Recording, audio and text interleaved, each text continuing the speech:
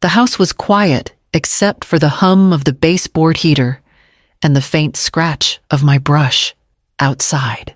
Wheat Ridge lay under a brittle crust of snow, the kind that caught the glow of passing headlights and scattered it like glass.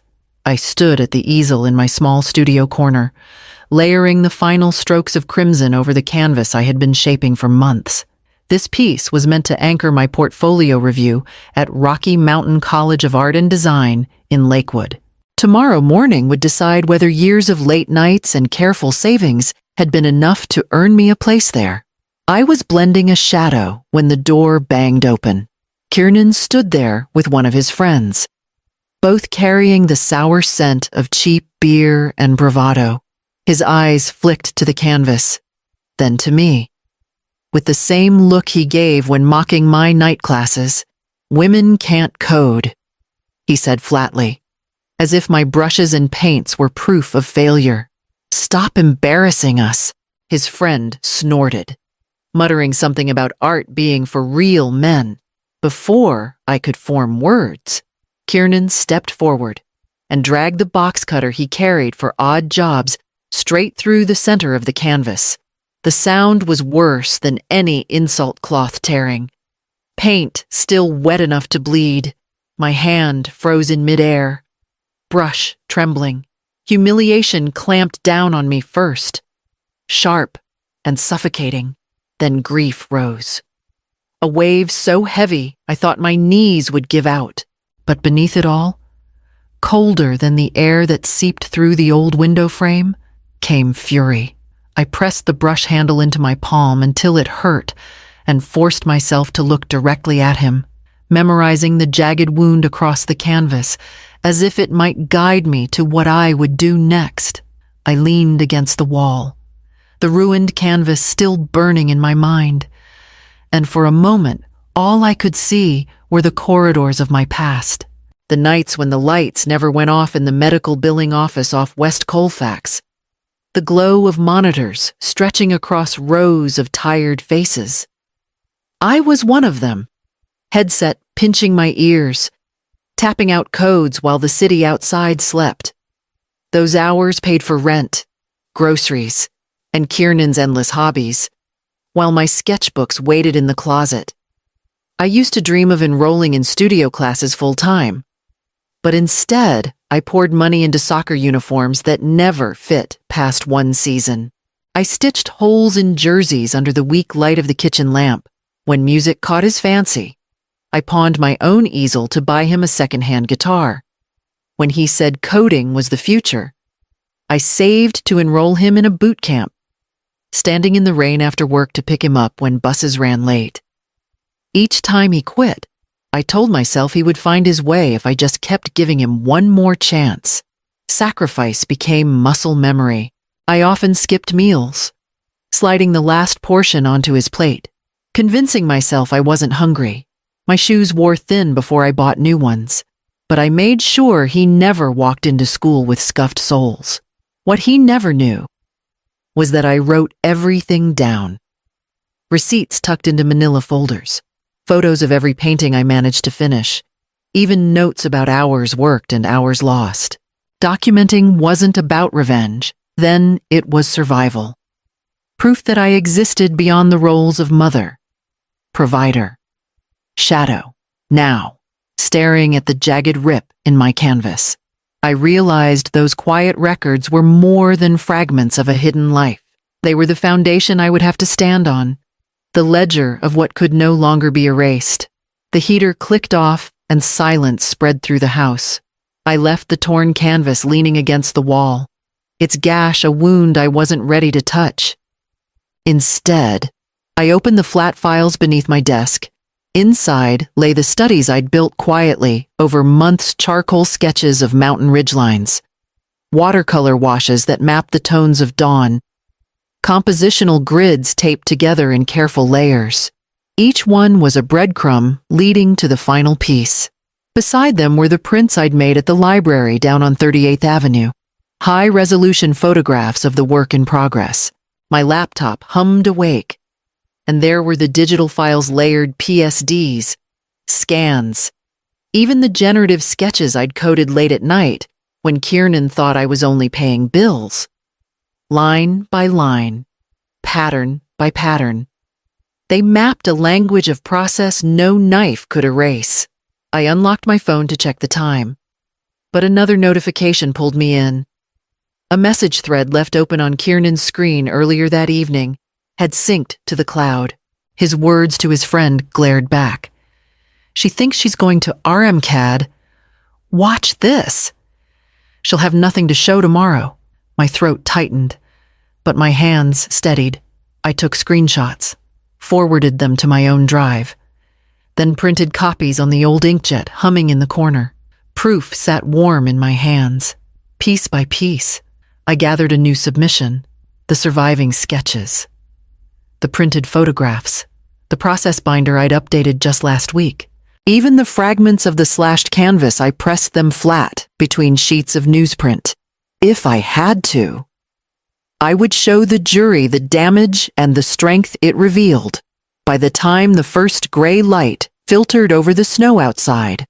A portfolio sat boxed on my desk, not as I had planned, but alive all the same. And in that quiet moment, I understood that what Kiernan had meant as erasure might yet become the sharpest edge of my story.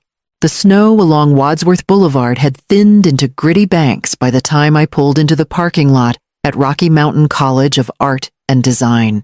The campus buildings, brick and industrial, caught the bright Colorado sun in a way that made them look both worn and enduring.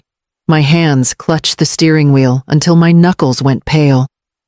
The box on the passenger seat held everything I had managed to salvage through the night, and the thought of carrying it across the lot made my chest tighten. For a moment, I considered turning the key in the ignition and driving away. A night of stitching fragments together felt fragile against the weight of professional jurors and an exam that could determine whether I stayed buried in billing codes or finally breathed as an artist. A tap at the window startled me. Miriam Page, my neighbor, leaned down with her knowing smile. She had insisted on coming along, claiming errands in Lakewood as an excuse. I stepped out, knees unsteady, and she took the box from me without a word. "You've carried heavier things than this," she murmured. Her hand pressed briefly against my shoulder, steadying me, and together we crossed the lot. Inside, the review room smelled faintly of turpentine and printer ink. 3 jurors sat behind a long table, portfolios already stacked beside them. At the center was Professor Nikhil Rao, known for his sharp critiques and unexpected kindness. He motioned for me to begin. I opened the box, showing the sketches first. My voice wavered as I explained the studies, then steadied as I laid out the photographs, the layered files, the printed grids. When I reached the fragments of the slashed canvas, I didn't pretend it hadn't happened. I told them plainly my work had been destroyed the night before, but the process remained intact. Professor Rao leaned forward, fingertips pressed together, and the patterns he asked. I pulled out my laptop and opened the generative sketches, code spinning colors across the screen. The room grew still, the hum of the projector filling the silence. Their eyes stayed on the shifting forms, not on the torn canvas, and for the first time in days, I felt the air move back into my lungs as if possibility itself had been restored. The code sketches bloomed across the screen in shifting lattices of line and color, each iteration building on the last, like a painter layering translucent glazes. I explained how the algorithm generated forms that echoed natural growth branches, veins, rivers, and how I had used those patterns as the hidden understructure of my painting. The final canvas might have been slashed, but the bones of it were alive in these digital iterations. Professor Rao tilted his head, eyes narrowing not with doubt, but with interest. One of the other jurors, a woman with silver hair and paint-stained fingertips, leaned closer to watch the patterns morph.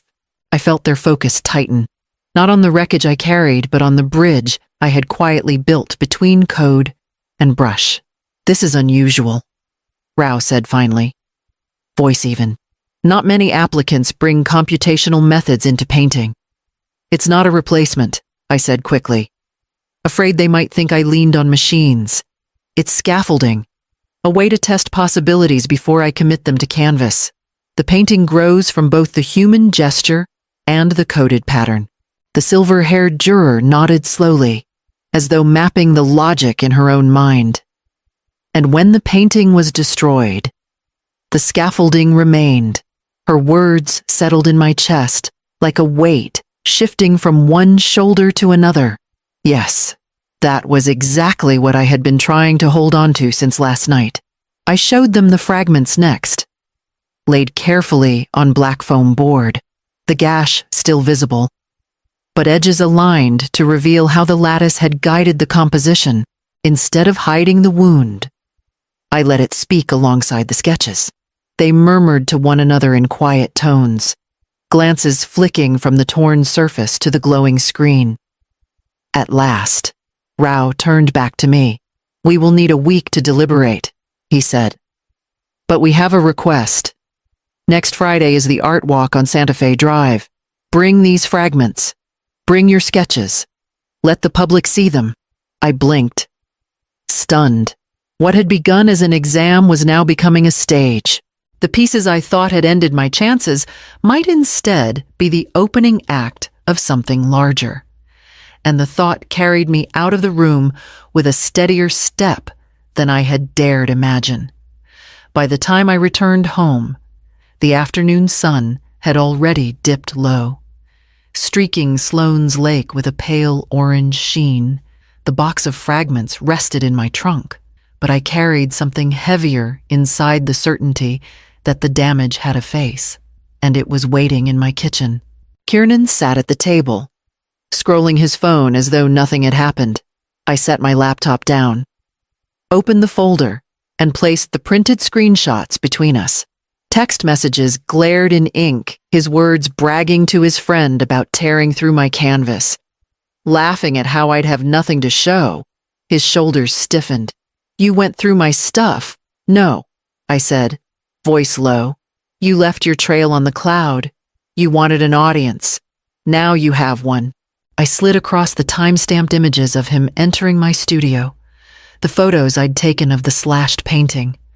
"Explain." For a moment, he tried to hold the smirk, but it crumbled.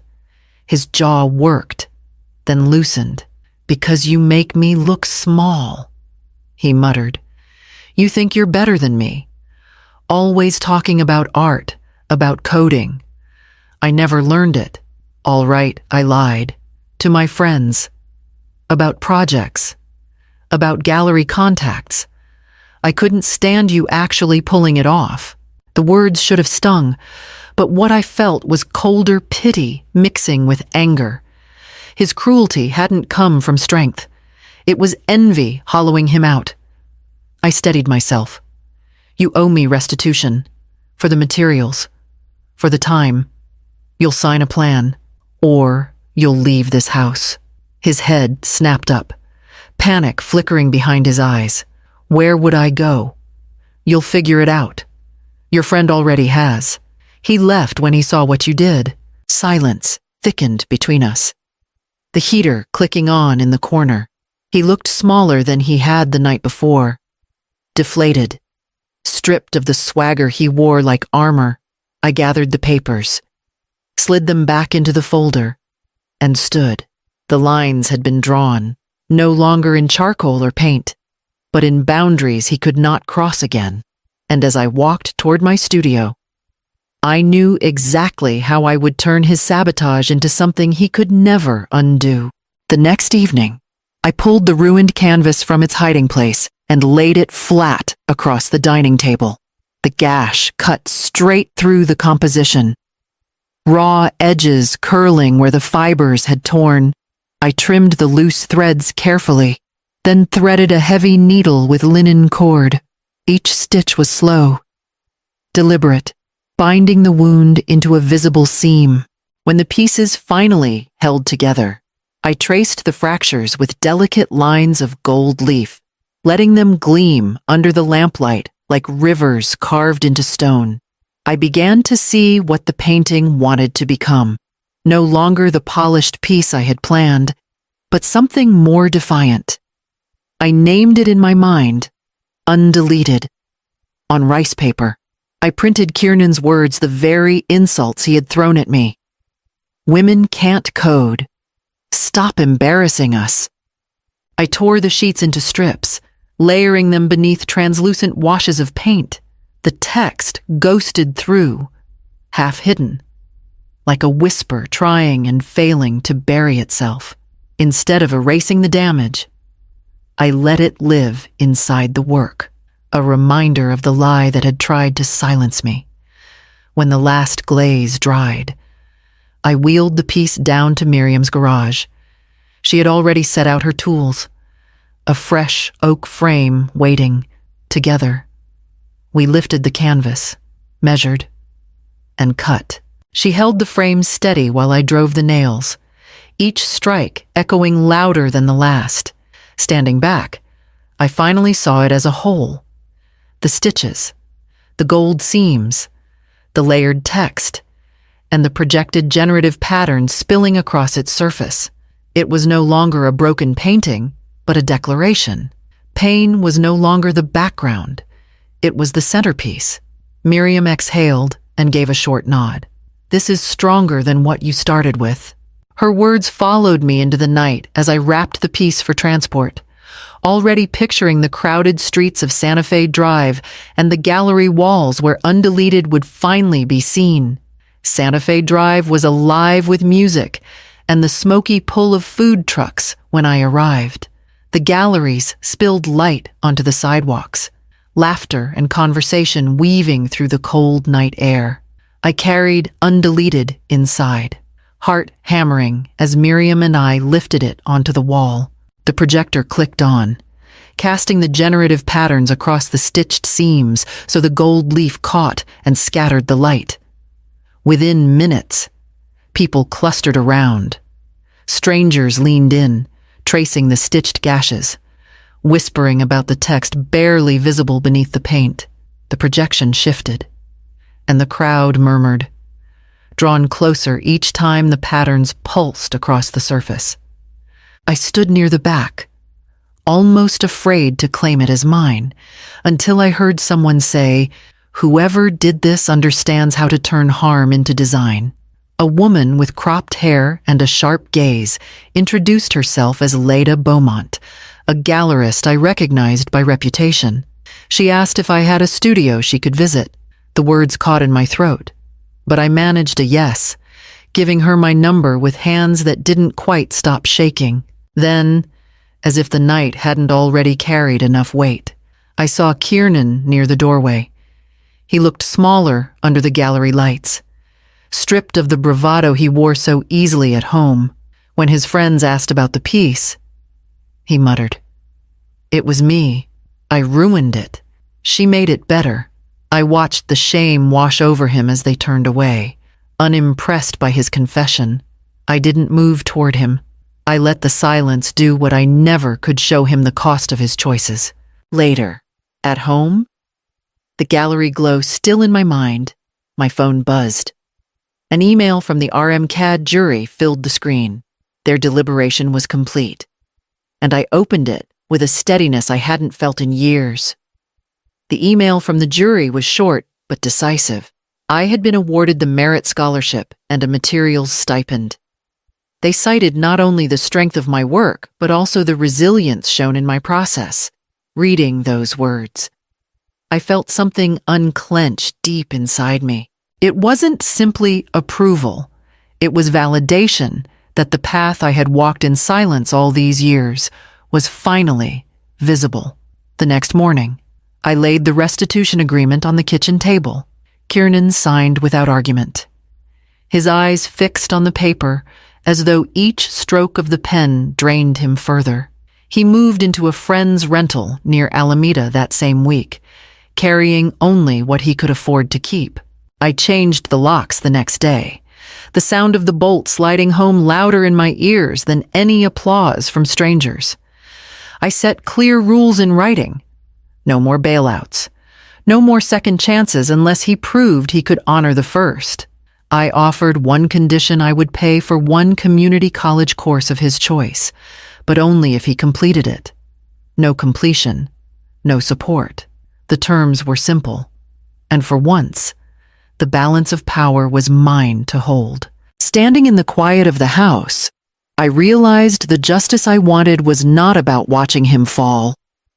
It was about ensuring I no longer carried the weight of his choices.